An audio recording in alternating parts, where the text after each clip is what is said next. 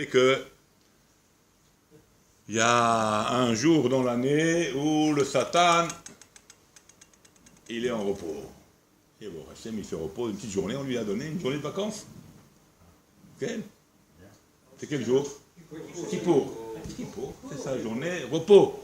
Il n'a aucun accès, il n'a aucun pouvoir sur l'âme Israël.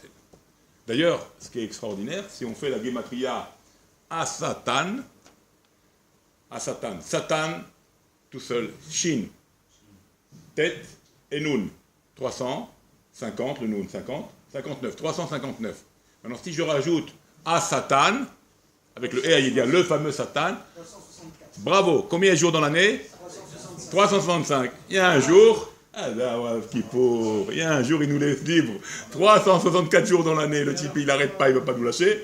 Mais il y a un jour, on est libre. C'est pour ça que c'est Yom Kippour. Le Kippour, il ne peut pas nous déranger. On est dommé la Melachim.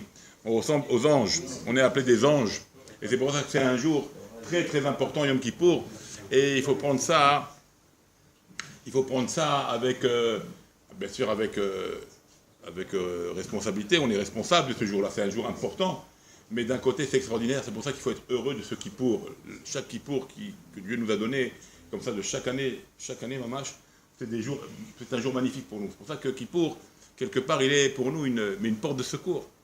Il est une sortie de secours pour notre chouva, pour notre amélioration, où le Satan ne vient pas nous embêter, ne vient pas nous... C'est pour ça que chaque juif dans son cœur, le jour de Kippour, chaque juif, il a quelque chose. Ça ne peut peut-être pas rester, parce qu'après le Yatzel et Sarah, il remet le paquet. Mais en tous les cas, le jour de Kippour, il y a quelque chose qui se passe. Il y a un sentiment du cœur qui jaillit du juif. Et ça, c'est extraordinaire, parce que le Satan, il n'agit pas. C'est pour ça que c'est un jour important, il ne faut pas prendre ça comme une angoisse de passer Kippour. Ah, on ne va pas manger, comment ça va être dur, c'est une journée très longue, et comment on va faire? Il faut être heureux de passer Kippour, de savoir qu'à la fin de la journée, on est pardonné.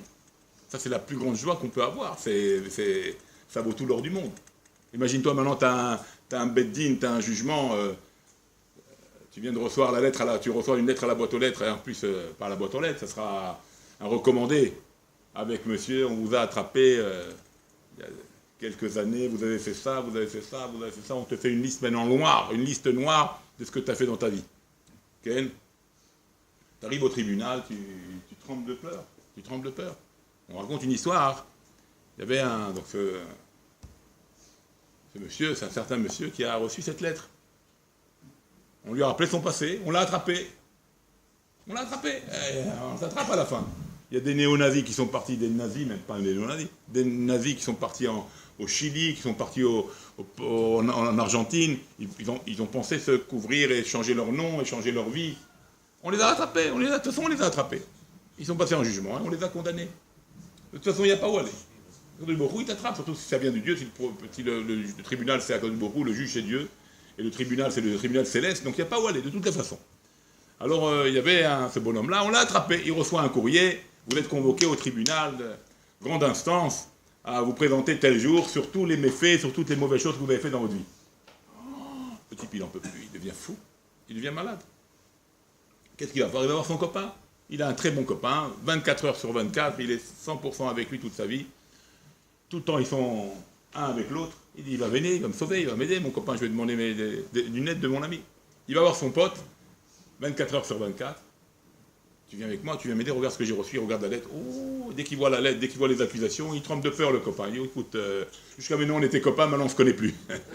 Tu me lâches, tu me laisses tomber, tu m'oublies, laisse-moi tranquille, j'ai trop peur. Ils vont croire que moi aussi j'étais dans le coup, on est tellement proches l'un de l'autre, ils vont croire que j'étais aussi dans le coup. Alors le bonhomme, il se retire, son copain, il se retire, et l'autre, il est déçu, il se met en pleurs, il pleure. Quoi, mon copain, j'ai tout misé pour toi, j'ai tout fait pour toi. On était des frères de sang, des frères de ce que tu veux. J'ai tout fait pour toi, tu viens pas me donner un coup de main, tu viens pas me sauver et me témoigner que j'ai pas fait ça, ou même si je l'ai fait, essaye de me trouver une combine. Rien à faire. Il est déçu d'un ami pareil. Alors, c'est décevant, bien sûr, c'est décevant. Bon, il va en pleurant avec ses pleurs comme ça, il rencontre un second, un ami, qu'il voit de temps en temps. Oh, quelques heures par jour, c'est pas mal déjà. Quelques heures, il a des contacts avec lui, ils sont en contact. Il le voit, qu'est-ce que c'est? Il dit, voilà, j'ai reçu cette lettre, ils vont condamner, Mishpat, il y a le jugement bientôt, comment je vais faire? Il va voir, il regarde la lettre. C'est chaud, hein? La vérité, je te dis la vérité, écoute. Tu vas m'aider, tu vas me sauver, tu vas parler pour moi, tu vas témoigner, on va trouver des histoires, une combine, on va faire quelque chose devant le juge. Écoute, je veux bien t'aider. La seule aide que je peux faire pour toi, c'est de payer le taxi. Je te paye le taxi jusqu'au tribunal, tu vas tout seul, je te paye le prix du taxi, et après cela, tu ne me vois plus, mon frère, on ne se connaît plus, tu m'oublies. Ah, c'est ça, t'as dit, mais j'ai été avec toi, on est des heures ensemble. On se côtoie, on s'adore, on s'aime bien, on fait des choses, j'ai toujours fait pour toi aussi, je t'ai toujours apporté.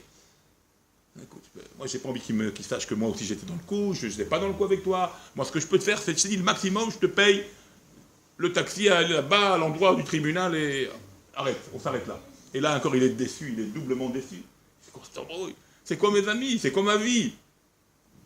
Et il pleure doublement, bien sûr il est en pleurs.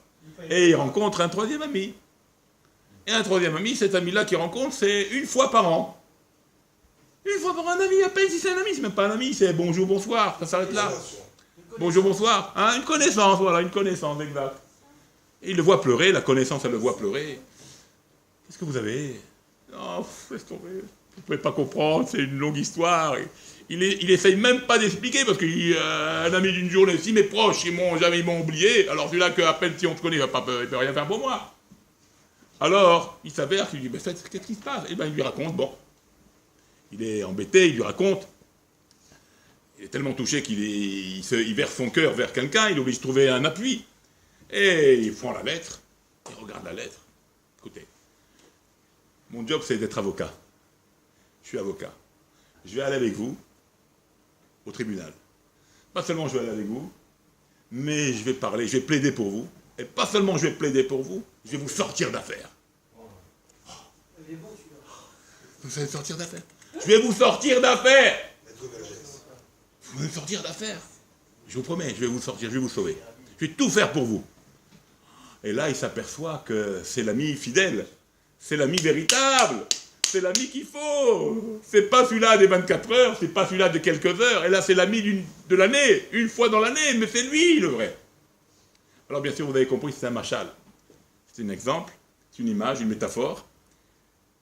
Mais en fait, ça peut exister aussi. Hein. On peut avoir des amis des fois qu'on croit que c'est une connaissance, mais c'est lui qui vient nous sortir d'affaire. Alors, c'est une métaphore. Cette image est la suivante. L'ami le plus proche, pour que... Et en fait, ce qui est en fait toute ta vie, où tu mises, où tu vis avec, où tu penses que c'est ça la meilleure des choses, c'est la matière. C'est le chomer. Toute ta vie, tu crois que c'est le canapé, c'est la table, c'est la maison, c'est l'argent, c'est ci, c'est ça. Tu mises là-dedans. Tu montes ta vie, tu construis ta vie autour de ta matière, de ta vie matérielle. Et quand arrive le jour du départ, le jour du jugement, alors tu te retournes vers eux. Vous allez m'aider. Vous allez témoigner pour moi que j'étais un homme honnête, j'étais un homme gentil. Et la matière te répond, écoute, nous on ne peut pas bouger, nous on est là, on reste sur cette terre. On ne part pas avec toi, tu pars tout seul, mon frère. Et là, il s'aperçoit qu'en fait, c'était pas sur ça qu'il fallait miser. C'est pas sur ça qu'il fallait miser, ça peut rien faire pour lui. Ça reste dans ce monde-là, dans ce monde terrestre. Donc le jugement, on ne peut pas l'aider. Mais j'ai travaillé des heures supplémentaires pour acheter le beau canapé à ma femme. Eh bien, on n'a rien demandé, monsieur. Le canapé, il n'a rien demandé. La table, il n'a rien demandé. Ben, c'est votre problème. Tu as misé pour moi, mais moi, je ne peux rien faire pour toi. Ça, c'est le premier ami. Donc, en fait, c'est pas ça le bon ami. Deuxième ami, c'est l'ami de quelques heures. C'est qui l'ami de quelques heures? C'est la famille, c'est tes enfants. C'est dans la journée, tu les vois quelques heures. Alors qu'est-ce qu'elle peut faire? Elle va partir avec toi, la bonne femme. Les enfants vont partir, ils sont jeunes encore, ils veulent vivre encore leur vie. Alors qu'est-ce qu'ils vont se faire? Ils vont te payer la Chevra Kadisha. Dans le meilleur des cas, ils vont te payer le taxi, l'ambulance qui t'emmène là-haut. Hein? Voilà ce qu'elle va te payer. Je ne vais pas être avec toi, je ne peux pas être avec toi, je ne sais pas mon moment à moi. Donc, mais comment j'ai misé pour toi? Toute ma vie, j'ai travaillé pour toi, ma femme, toi, mes enfants, je vous ai fait grandir. Mais papa, on ne veut pas t'aider. Tu pars tout seul. Donc, elle peut te payer seulement les frais de... Vous avez compris, quoi. Et puis, le troisième ami, c'est une fois dans l'année. C'est le Yom Kippour. C'est le Rosh Hashanah. C'est la petite mitzvah que tu croyais que c'était... Bon, ça, c'est pas très important. Ben, c'est lui qui vient et dit, oh... Mais moi, je suis ton avocat, moi, la mitzvah. Moi, Kippour, je suis ton avocat. Moi, Rosh Hashanah, je suis ton avocat. Moi, les tefilines, je suis ton avocat. Moi, je monte avec toi, moi. Tout ce que tu as fait, qui a touché le spirituel, qui a touché Hachem, c'est ça qui va te défendre, c'est ça qui va plaider pour toi. C'est ça qui va t'amener la sérénité, la sécurité dans le monde futur. Ah, mais c'est un ami d'une fois dans l'année. Ouais, mais c'est pour ça qu'il faut savoir où nous devons miser, sur quoi on doit investir, où on doit s'investir. Ça, on doit le savoir avant, parce que sinon, on va louper coche. On a investi que dans la matière. C'est pas bon. Il faut investir sur les choses qui sont éternelles. Les choses qui sont éternelles, c'est les mitzvot. C'est tout ce qu'on a fait sur cette terre-là, qui était pour la mitzvah, qui était pour le bien, qui était pour Hachem, qui était pour son ami, qui était pour les choses où on multiplie notre rapport avec Dieu. Et quand on mise là-dessus, alors Baruch Hachem, ça part avec nous, ça nous aide. Quand on va revivre Triyat Hametim Bezrat Hachem, il y aura ce rapport avec la Torah. C'est la Torah qui va nous dire, ah, tu as parlé de moi dans ce monde, c'est elle qui va nous faire vivre. C'est ces mitzvot qu'on croyait anodin, on croyait que c'était quelque chose qui sert pas, oh, je t'en prie. Ben, c'est ça qui va nous faire vivre, c'est ça qui va nous faire revivre. Alors, Bezrat Hachem, qu'on s'attache à des vraies valeurs, pas des valeurs vaines qui ne sont pas pour nous. Commis sur les bons numéros, voilà.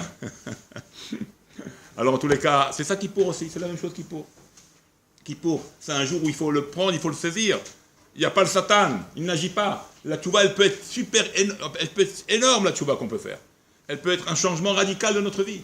C'est ça qu'il faut saisir ces moments-là et ne pas craindre qui pour dans le sens « Oh, c'est une journée longue, ah, on ne mange pas, ah, que c'est angoissant, ah, j'ai faim ». Ne pense pas à ça. Tu n'as pas le Satan, profite de ce moment-là. Parce que même là, on peut se prendre la tête avec ça, avec des bêtises pareilles. Il n'y a pas le Satan, t'es investi pour Hachem. Tout ton corps, toute ton âme est investie pour Dieu à ce moment-là.